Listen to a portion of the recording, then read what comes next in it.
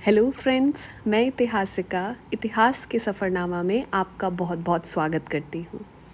आज की इस वीडियो के माध्यम से हम करंट अफेयर्स को कैसे टैकल किया जा सकता है उस पर विचार करेंगे एक न्यूज़ आर्टिकल के ज़रिए, जो कि 30 मई 2025 में एक न्यूज़ आई जिसमें हमने गुरु अर्जन देव जी का शहादत दिवस निभाया। गुरु अर्जन देव जीज़ मार्टियरडम। तो इससे हमें करंट अफेयर्स का एक आर्टिकल मिलता है, क्योंकि अक्सर आपने इस दिन पर और बीते कुछ दिनों में भी इस तरीके से लोगों को पानी की सेवा प्रदान करते हुए देखा होगा। तो जब हम गुरु अर्जन देव जी की बात करते हैं तो ये जो सेवा भाव है ये उनसे जुड़ा हुआ है। तो चलिए कुछ फैक्ट्स को और कुछ बातों को रिवाइज कर लेते हैं, हमें हमारे पेपर में ये काम आ सकती हैं। गुरु अर्जन देव जी 5वें सिख गुरु थे out of the 10 Sikh gurus. इनका जन्म 1563 में आज के हिसाब से तरन तारण डिस्ट्रिक्ट पंजाब में हुआ। इनके पिताजी का नाम गुरु रामदास जी था, जो खुद भी सिख गुरु रहे। और इसके अलावा इनकी मृत्यु 1606 में हुई। इस मृत्यु के पीछे भी एक गहरा इतिहास जो कि मुग़ल बादशाह के साथ जुड़ता है, उसकी भी चर्चा हमें आज की इस वीडियो में करनी चाहिए, जो कि हम करेंगे भी। अब गुरु अर्जन देव जी की माता, पत्नी और पुत्र, जिनमें से एक आगे जाकर के छठे सिख गुरु भी बनते हैं। तो इन सब पहलू से सवाल आते हुए कुछ और बातें हैं जहाँ से सवाल हम कैच कर सकते हैं। जैसे कि सबसे पहली बात कि इन्होंने बहुत से भजन को कंपाइल किया जो कि गुरु ग्रंथ साहिब में मेंशन्ड है। और अगर इस नज़रिए से देखा जाए तो इन्होंने खुद ने भी 2218 भजन गुरु ग्रंथ साहिब के लिए दिए, कंपाइल किए और खुद भी लिखे। ठीक है। अपार्ट फ्रॉम दैट इन्होंने गोल्डन टेम्पल, स्वर्ण मंदिर, जहाँ सब जाकर के गुरु घर जब जाते हैं आशीष लेते हैं, सेवा प्रदान करते हैं, प्रार्थना करते हैं और एक अलग ही पीस को जो है महसूस करते हैं। कहीं ना कहीं जब आप गुरुद्वारे में बैठें, गुरबानी और तबले की थाप सुने तो वो अलग ही आनंद है जो कहीं और शायद ही मिले। अब इसके अलावा आप एक पॉइंट का और ख्याल रखेंगे कि आदि ग्रंथ से रिलेटेड जो बात यहाँ पे कही जा रही है, installed for the first time. Okay, so this you have to remember that this was installed for the first time, the Holy Sikh book, आदि ग्रंथ। इसके अलावा सुखमणी साहिब जो बानी प्रार्थना है उसको भी लिखने वाले अर्जन देव जी थे। और अमृतसर के निर्माण की बात की जाए तो निर्माण इन्होंने नहीं किया है, लेकिन उस अमृतसर को जहाँ आप खान पान के लिए जिस जगह को देखते हैं, जहाँ आप जलियांवाला बाग के कुछ ऐसे इंसिडेंट्स को याद रखते हैं जो कि हमें बताती है कि हमारे ऊपर जब कॉलोनियल रूल हुआ तो कितनी बेरहमी से हमारे इंडियंस के साथ बिहेव किया गया, उस जगह को as a centre of excellence बनाना, चाहे वो पढ़ाई के रूप में हो, चाहे बाकी पॉलिसीज़ को इम्प्लीमेंट करने के रूप में हो। इसके अलावा अर्जन देव जी ने एक ऑलरेडी एग्जिस्टिंग सिस्टम को, मेरी एक एक बात को ध्यान से सुनिएगा, मैंने ये नहीं कहा कि अमृतसर का निर्माण इन्होंने कराया, मैंने ये कहा कि अमृतसर का further development in the form of as a centre of excellence इन्होंने डेवलप किया। तो ये इस तरीके की बारीक पॉइंट से भी सवाल आ चुका है। वैसे ही मसूंद जो सिस्टम रहा वो इन्होंने डेवलप नहीं किया, बल्कि इन्होंने उस स्ट्रक्चर को और ज़्यादा बेहतरी के साथ चलाया एंड बेसिकली इन्होंने फिर इसी को ही इंट्रोड्यूस भी किया। सो ये मसूंद सिस्टम क्या है इसके बारे में भी हम विचार करेंगे। एंड जिस पर अक्सर एक स्टेटमेंट आता है that he was the first Sikh Guru to be मार्टियर्ड। Guru Arjan Dev ji शहीद होने वाले पहले सिख गुरु थे। किन्होंने इनको शहीदी दी थी? हम इन्हें शहीद मान रहे हैं, लेकिन इनको मारा किसके द्वारा गया? वो राजा है राजा जहांगीर, मुग़ल बादशाह जहांगीर।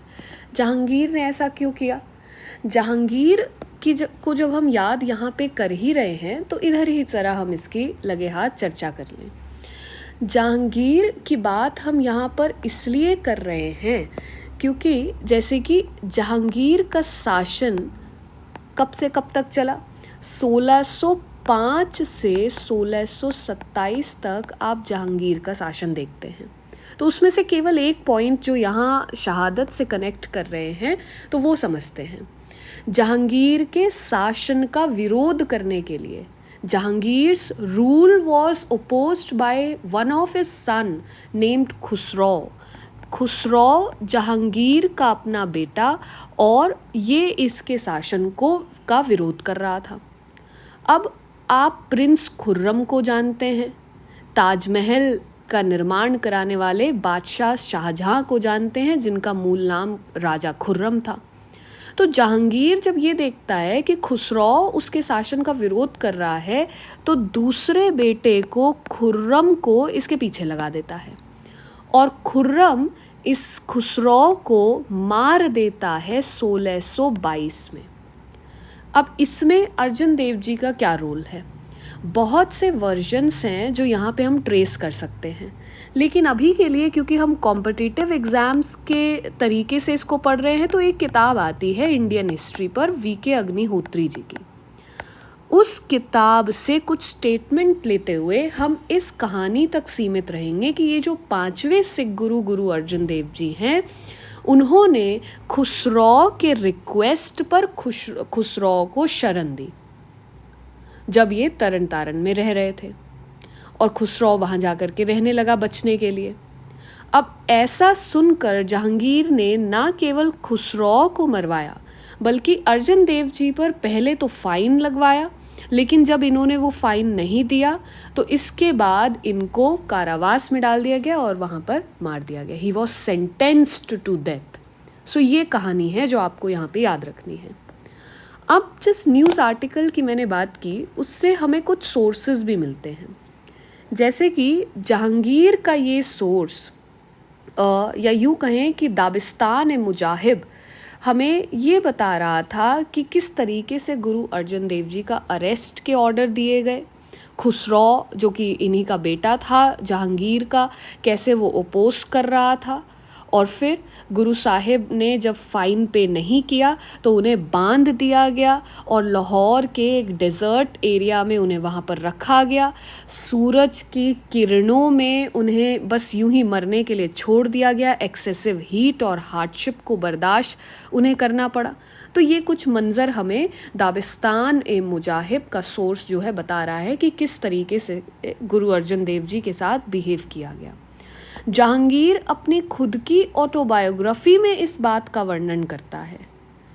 कहता है कि रिवर ब्यास नदी के तट पर एक हिंदू जिसका नाम अर्जन है, बुजुर्ग व्यक्ति जो कि हिंदू और मुसलमानों को कन्वर्ट कर रहा है। ये अपनी जहांगीर का अपना लिखा हुआ लेख है, तो इसको हमें बाय हार्ट करने की उतनी ज़रूरत नहीं है, और लोग उन्हें गुरु के नाम से जानते हैं। ये सब किसके बारे में लिख रहा था जहांगीर? ये सब अर्जन देव जी के बारे में ही इस तरीके से लिख रहा था। ठीक है, तो ये अपने उसके पॉइंट ऑफ व्यू थे, क्योंकि भाई उसके शासन को तो यहाँ से तवज्जो दी नहीं जा रही थी, तो वो क्यों ही पसंद करता। ये बात आपने यहाँ याद रखनी है इस करंट अफेयर्स के साथ। अपार्ट फ्रॉम दैट, अक्सर आप देखते हैं कि क्रोनोलॉजिकल ऑर्डर वाले क्वेश्चंस एंड टाइम पीरियड और उन बाकी जो गुरु रहे उन्होंने क्या किया। लेकिन आज हम केवल एक ही गुरु की बात कर रहे हैं, क्योंकि करंट अफेयर्स के अकॉर्डिंग हम चल रहे हैं। स्टिल एक्स्ट्रापोलेट करते हुए आपको यहाँ लिस्ट दिखाई दे रही है, जिसमें 10 के 10 सिख गुरु विद टाइमलाइन आपको यहाँ पे दिख रहे हैं।